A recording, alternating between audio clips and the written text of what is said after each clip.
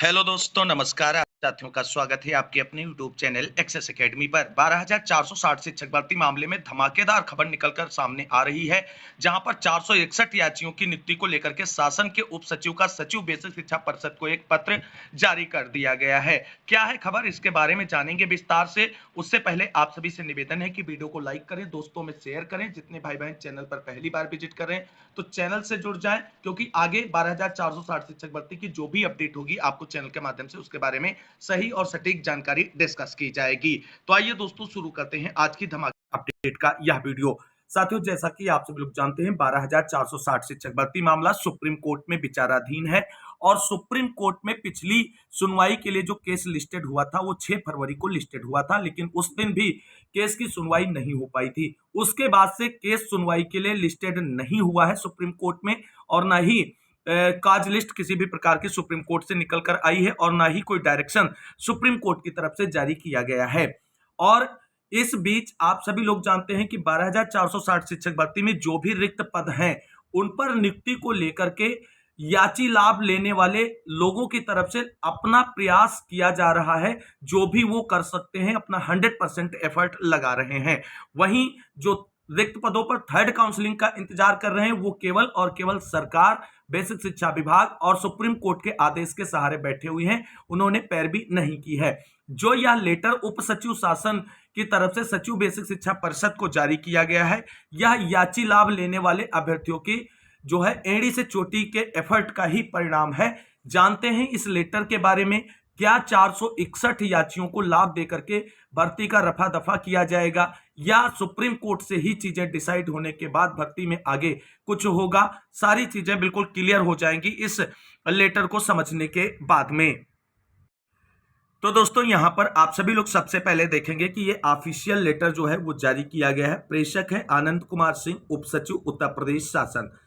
पत्र जारी किया गया है सचिव बेसिक शिक्षा परिषद उत्तर प्रदेश प्रयागराज को। और एक बात यहां पर आपको ध्यान रखनी कि ये 8 मई की डेट में लेटर जारी किया गया है सचिव बेसिक शिक्षा परिषद उत्तर प्रदेश को।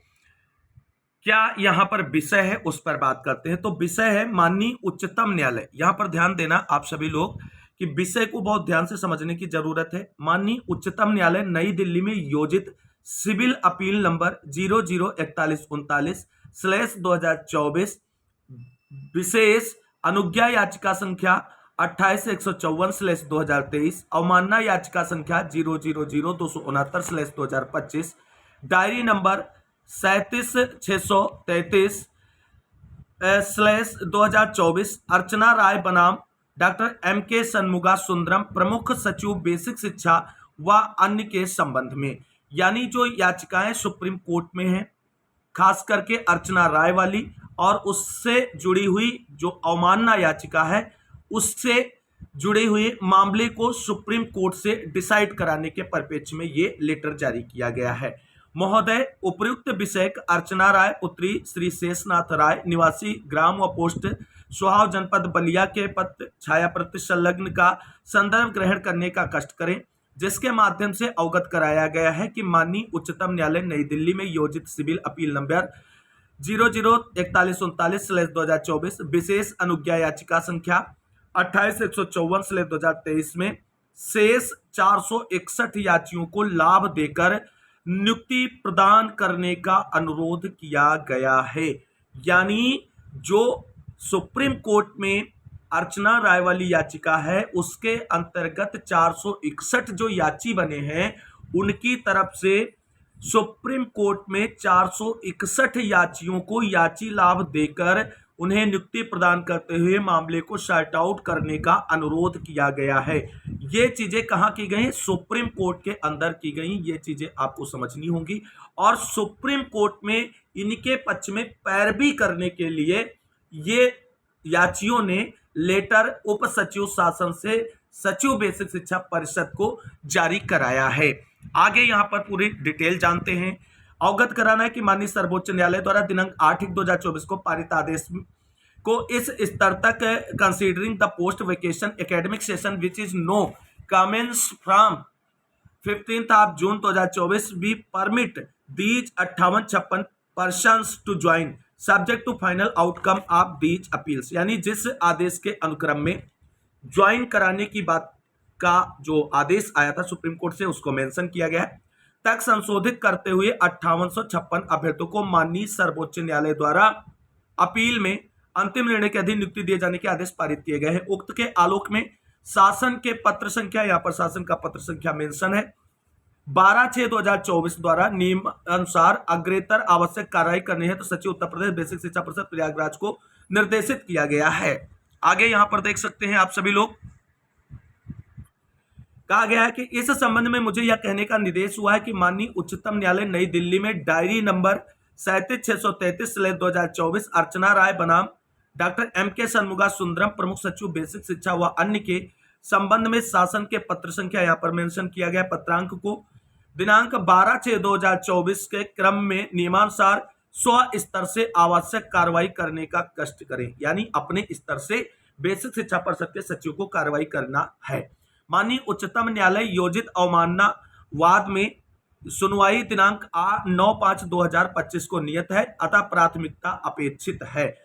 यानी जो अवमानना याचिका सुप्रीम कोर्ट में सुनवाई के लिए लगी हुई है, जहां पर ये जो है 461 याची लाभ के लिए गए हुए हैं, उसमें जो है याची लाभ दिलाने के लिए ये प्रायोरिटी पर बेसिक शिक्षा विभाग को ध्यान देना है। इसके परिप्रेक्ष्य में ये आदेश जारी किया गया है शासन स्तर से सचिव बेसिक शिक्षा परिषद को। अब देख लेते हैं कि ये जो 9/5/2025 को अवमानना याचिका की सुनवाई सुप्रीम कोर्ट में लगी थी उस पर क्या हुआ है। क्या सुप्रीम कोर्ट ने 461 याचियों को नियुक्ति का आदेश जारी कर दिया है, या जो मेन याचिका है उमेश चंद्रा वाली उसके साथ इसे भी टैग करते हुए फाइनल निस्तारित के लिए उसके साथ कंसीडर किया गया है, क्या चीजें हैं उस पर बात कर लेते हैं। तो दोस्तों अब आप सभी लोग देख सकते हैं जो ये कंटेम्प्ट फाइल किया गया है सुप्रीम कोर्ट में, जिसमें ये मांग की गई है कि 461 याचियों को याची लाभ देते हुए उन्हें नियुक्ति का आदेश निर्गत किया जाए, उसकी डिटेल आप सभी के सामने लाइव है।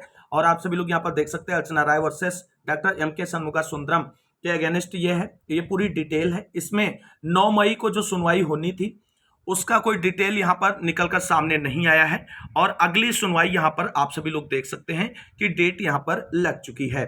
क्या लग चुकी है? 13 मई की डेट यहां पर लगा दी गई है, अभी ये शो हो रही है। अब 13 मई को सुनवाई होगी।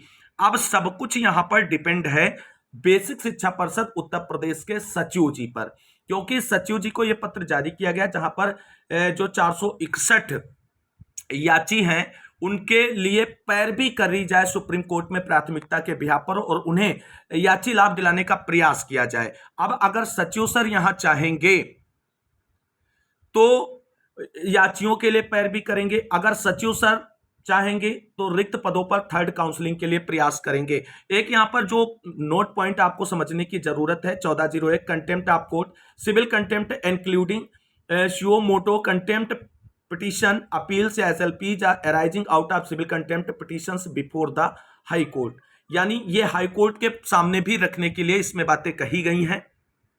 तो दोस्तों यहां पर चीजें आपको बिल्कुल क्लियर कर दी गई हैं, यानी अभी किसी भी कोर्ट की तरफ से 461 याचियों को याची लाभ देते हुए नियुक्ति का आदेश नहीं निर्गत किया गया, ना तो हाई कोर्ट की तरफ से ना ही जो है सुप्रीम कोर्ट की तरफ से, और याचिकाओं को हाई कोर्ट की तरफ वापस कर दिया गया है सुनवाई के लिए, तो वहां से चीजें डिसाइड होंगी। लेकिन मामला जब सुप्रीम कोर्ट में विचाराधीन है तो हाई कोर्ट क्या डिसीजन ऐसा कोई जारी कर सकता है, या अगर हाई कोर्ट से डिसीजन आता है तो क्या सुप्रीम कोर्ट के आदेश के ऊपर उस आदेश को प्रभावी माना जाएगा, ये सारी चीजें हैं।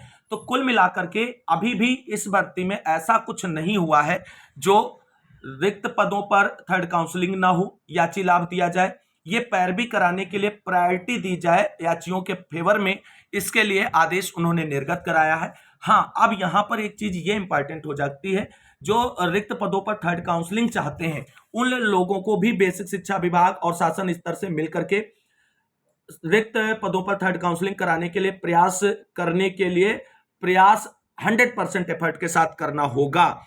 यहां पर आप सभी को अगर बता दें, अगर हम कंक्लूड करें चीजों को, तो अर्चना राय की अपील में जो ये 461 लोग याची बने थे उन्होंने शासन से अपने लिए सचिव बेसिक शिक्षा परिषद के नाम एक पत्र जारी कराया है, और कोर्ट से याची लाभ मिल सके, यह पत्र याची लाभ के लिए प्रयास कर रहे लोगों की पैरवी का परिणाम है। अगर ऐसा होता है, अगर मान लीजिए शासन के इस आदेश के अकॉर्डिंग बेसिक शिक्षा परिषद के सचिव सर सुप्रीम कोर्ट में पैरवी करते हैं और याची लाभ दिलाने का प्रयास करते हैं और सुप्रीम कोर्ट से याची लाभ अगर मिलता है, तो 461 लोग जो याची लाभ के लिए पैरवी किए हैं, जिनके फेवर में लेटर जारी हुआ है, उन्हीं को याची लाभ देकर के 12,460 शिक्षक भर्ती का चैप्टर हमेशा के लिए क्लोज कर दिया जाएगा, यानी भर्ती क्लोज कर दी जाएगी। शेष बचे पदों पर जो लोग उम्मीद लगाए बैठे हैं, वो केवल उम्मीद लगाकर ही बैठे रहेंगे।